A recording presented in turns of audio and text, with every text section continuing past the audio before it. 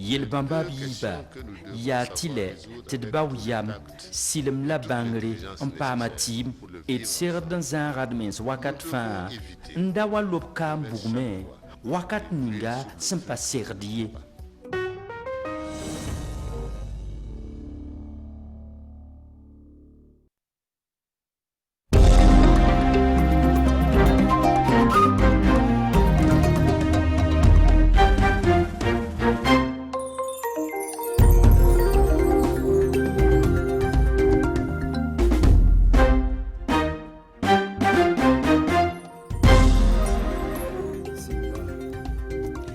Disponibilité de l'eau potable dans le centre-Est. Les différents maires sollicités par le projet Assistance des communes en eau potable. À travers un protocole signé, il s'agit de renforcer le leadership des maires pour une gouvernance efficace en matière d'eau potable. Et puis les Burkinabés résidant en France solidaires du CHR de Tenkodogo. Une solidarité traduite par un don de matériel sanitaire. De quoi soulager les malades et le personnel de santé de cet hôpital-là. Mesdames, Messieurs, voilà pour les titres. Bonsoir et bienvenue à tous. L'eau, c'est la vie, dit-on. Pour une meilleure disponibilité de cette ressource dans la région du Centre-Est, les maires des 30 communes se verront assistés par la direction régionale de l'eau. Un protocole est signé dans ce sens avec le projet Assistance des communes en eau potable. Il s'agit pour ce projet de renforcer le leadership des maires pour une gouvernance efficace en matière d'eau potable. Explication Hassan Gebri et Tanga Kafando. Par ces signatures, la Direction régionale de l'eau et de l'assainissement des Centres-Est s'engage à assister les 30 communes en matière d'eau potable, d'hygiène et d'assainissement. Ce sont là les clauses du protocole qui visent à renforcer les capacités des communes dans le secteur. Il y a des difficultés liées à la faible capacité financière et technique des communes. Alors, c'est pour accompagner les collectivités que le ministère en charge de l'eau a élaboré un plan d'action d'assistance à la maîtrise d'ouvrage communal, objet du présent protocole que nous avons signé ce matin. Ce projet consiste à d'abord établir la situation de référence pour savoir quel est le niveau de maturité de la maîtrise d'ouvrage communal au niveau des différentes communes qui sont concernées par le projet. Ensuite, permettre aux communes de recruter des agents techniques qui vont être leurs bras armés du point de vue technique pour prendre en main les activités d'eau, d'hygiène et d'assainissement dans les communes. La collaboration pour l'assistance à la maîtrise d'ouvrage communal en matière d'approvisionnement en eau potable, d'hygiène et d'assainissement est mise en œuvre par l'IRC. Elle est soutenue par l'Union européenne et vise à terme d'améliorer la gouvernance communale en matière d'approvisionnement en eau potable, d'hygiène et d'assainissement. Après les cascades, le Fonds burkinabé de développement économique et social se fait davantage découvrir dans les hauts bassins. Le fonds a rencontré cette semaine les populations à Bobo-Dioulasso pour présenter les projets Agrinova et Burkina Startup. Cette communication, c'est en marge du lancement des programmes présidentiels de financement prévus pour septembre prochain. Kassoum Milogo et Karim Sissi. Les programmes présidentiels de financement comme Agrinova et Burkina Startup demeurent méconnus de bon nombre de Burkinabés. Et pourtant, de par leur conception, ces deux programmes doivent bénéficier à la grande majorité des jeunes et des femmes.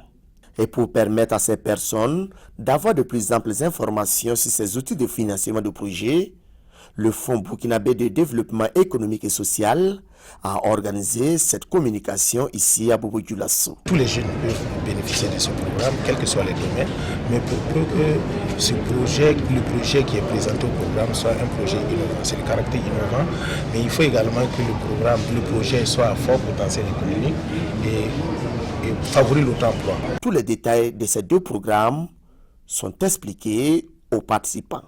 Nous avons voulu digitaliser tous ces deux programmes parce que nous estimons que pour qu'il y ait une dose de transparence et d'équité, il faut que le site, qu'on ait un site web accessible à tout le monde. La deuxième composante de ces deux programmes sera lancée au cours du mois de septembre 2020. Et en prélude au lancement, un travail de fond est nécessaire pour intéresser le maximum de personnes. Et maintenant, je peux dire que le fonds a fait ce qu'il pouvait faire. Il a fait ce qu'il avait à faire. Le reste, maintenant, la balle sera, nous, dans notre camp, dans le camp de la jeunesse bourgnaise et dans le camp des associations. À terme, l'ambition de ces deux programmes présidentiels de financement est de créer 500 entreprises et 10 000 emplois au Burkina Faso.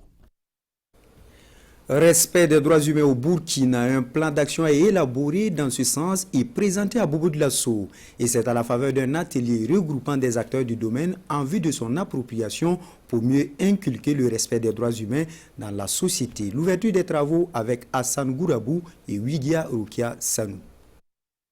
L'éducation aux droits humains est vitale pour un État démocratique. C'est en substance les propos du directeur régional des droits humains et de la promotion civique des Hauts-Bassins dès l'entame de cette rencontre. Et pour que cela soit une réalité au Burkina Faso, ces éducateurs, responsables de l'application des lois, représentants de corps militaires et d'organes de presse, sont à l'école des droits humains. Module dispensé, le plan d'action sur l'éducation aux droits humains. C'est la première fois que le Burkina Faso se dote d'un plan d'action relatif à l'éducation aux droits humains, alors qu'au niveau international, depuis 2005, c'était une exigence. Donc il y a plusieurs phases qui ont été définies pour pouvoir prendre en compte l'éducation aux droits humains dans les différentes ordres d'enseignement et dans les écoles de formation professionnelle. Et c'est en 2017 que nous avons fait une étude qui a révélé qu'il y avait une insuffisance et que nous étions très en retard. Ce plan d'action vient ainsi combler un vide.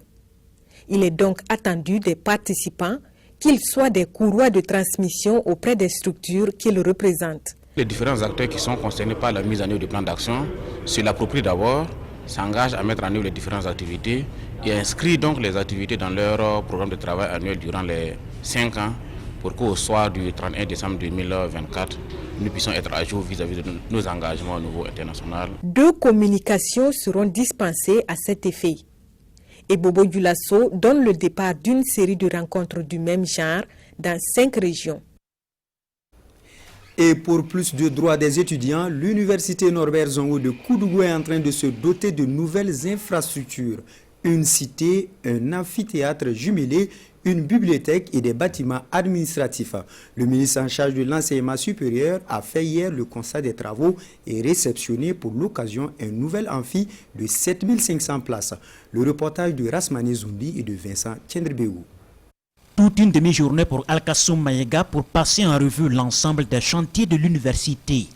Ici, les fondations d'une cité universitaire qui doit être érigée dans les prochains mois. Nous avons vu le chantier de construction des cités universitaires pour les étudiants, avec 2 blocs pour garçons et 1 bloc pour les filles. Et chaque bloc faisant 504 lits, donc ça fait 1512 lits, au bénéfice donc de l'université Norbert Zongo. À côté, avec des appartements de 13, des appartements de divertissement, un restaurant universitaire de 800 places pour les étudiants. Là, c'est un double amphithéâtre qui est en construction. Un bâtiment en R+2 qui doit accueillir l'UFR Sciences et Technologies avec ses laboratoires. Au total, 18 laboratoires. Et quand on connaît l'importance de la recherche dans une université, 18 laboratoires en même temps pour Norbert Zongo, je pense que c'est des efforts énormes. Un bâtiment administratif est également en construction pour abriter la présidence de l'université, plus une bibliothèque. Là encore, un autre chantier ne fait que commencer. Pose de la première pierre d'un amphithéâtre, alors que celui-ci est prêt pour être réceptionné. Toutes ces infrastructures visent à accroître la capacité d'accueil de l'université Norbert Zongo, la deuxième plus grande du Burkina en termes d'effectifs, menacée de surcharge. Cet amphithéâtre-là, c'était dit qu'on va réceptionner ça en février. Et de février, nous sommes en juillet, en août. Ça veut dire qu'il y a tout un retard. Et l'année prochaine, certainement que l'UFR qu'on est en train de construire, on ne pourra pas rentrer dedans. Alors que nous attendons aussi un nombre pléthorique d'étudiants qui vont encore venir. Nous sommes conscients qu'il y a encore d'énormes difficultés. Les conditions d'études des étudiants doivent être améliorées. Sans ça, on n'a pas les résultats qu'on souhaite. Mais je suis heureux que déjà, avec les difficultés que nous avons, que nos universités soient classées parmi les meilleures. Selon le ministre, environ 18 milliards de francs CFA seront investis dans le cadre d'un plan quinquennal de développement de l'enseignement supérieur burkinabé qui compte des universités et des centres universitaires dans toutes les 13 régions du Burkina. Un total de 750 places au lieu de 7500. Néanmoins, cette université serait un espace plus agréable à fréquenter si elle prenait en compte la verdure à travers les reboisements. En tout cas, dans l'arrondissement 6 de Ouagadougou, c'est chose faite. L'association Sol Vert et la Fondation Le Manguier ont ensemble mis en terre plus de 300 plants de diverses espèces. Sekou Zongo pour le reportage. La promotion des espèces locales et la lutte contre la désertification, une réalité à travers cette plantation d'arbres à Bonham, le tandem Sol Vert et la Fondation Le Manguier mettent ainsi 300 plants en terre. Une action qui participe de la reconstitution du couvert végétal. Nous avons le devoir de préserver les écosystèmes, de reconstituer les forêts dégradées et de privilégier une agriculture saine parce que la nature est fondamentale à la réalisation des objectifs de développement durable. Donc je voudrais dire merci à chers parents et amis, merci à l'ensemble des participants et à tous ceux-là qui ont fait le déplacement malgré les calendriers très chargés qu'on connaît. 3 espèces sont donc plantées, le néré, le baobab et le moringa. Des espèces qui contribuent à l'amélioration de la nutrition et à la lutte contre la pauvreté. Je salue vraiment cette initiative-là. Que j'encourage fortement et souhaite que ça puisse se poursuivre et que l'action qui a été menée aujourd'hui ici produise des fruits. Passé cette étape de plantation, le défi majeur reste l'entretien de ces plants. Un pari à moitié gagné à en croire les populations qui s'engagent à les entretenir. Page solidarité de cette édition, la diaspora burkinabé de France tend la main au CHR de Tinkodougou. À travers l'association pour le développement de Luanga dans le Boulgou, les burkinabés de l'extérieur ont fait don de lits de réanimation et des consommables médicaux au CHR. La remise du matériel avec Hassan Gibri et Tanga Kafando. Des lits et autres matériels consommables, c'est le geste de l'ADL, l'association pour le développement de Luanga, en soutien au centre hospitalier régional de Tinkodougou. Un don fruit du partenariat entre l'association, le CHR de Tinkodougou et le CHU de Nancy en France depuis une quinzaine d'années. Notre association a été approchée pour notamment des échantillons et du matériel qui est certes neuf mais qui n'est pas utilisé par le CHU de Nancy. Donc mon épouse avec les membres de l'association, nous nous sommes organisés parce que nous avons même un partenariat avec le ministère de la Santé et ce partenariat permet en fait de mutualiser le coût du transport. C'est pourquoi en fait nous avons pu financer ce conteneur qui a amené un conteneur de 40 tonnes de matériel qui est venu ici au CHR de Tinkodougou. Pour le représentant du directeur général du CHR, le matériel reçu correspond aux besoins de l'établissement et contribuera à renforcer ses capacités. On a quand même du matériel assez important et on a également des consommables médicaux qui tombent à pic. Voilà. Et parmi le matériel qui a été donné, on a au moins 11 lits de réanimation, ce qui est vraiment un bon soulagement pour le CHR de Tinkodougou. Au-delà du CHR de Tinkodougou, ce sont d'autres établissements qui bénéficieront du soutien de l'association, comme le CHR de Dédougou. C'est la fin de cette édition. Merci à toute l'équipe de réalisation. Bonne suite de programmes sur la télévision du Burkina.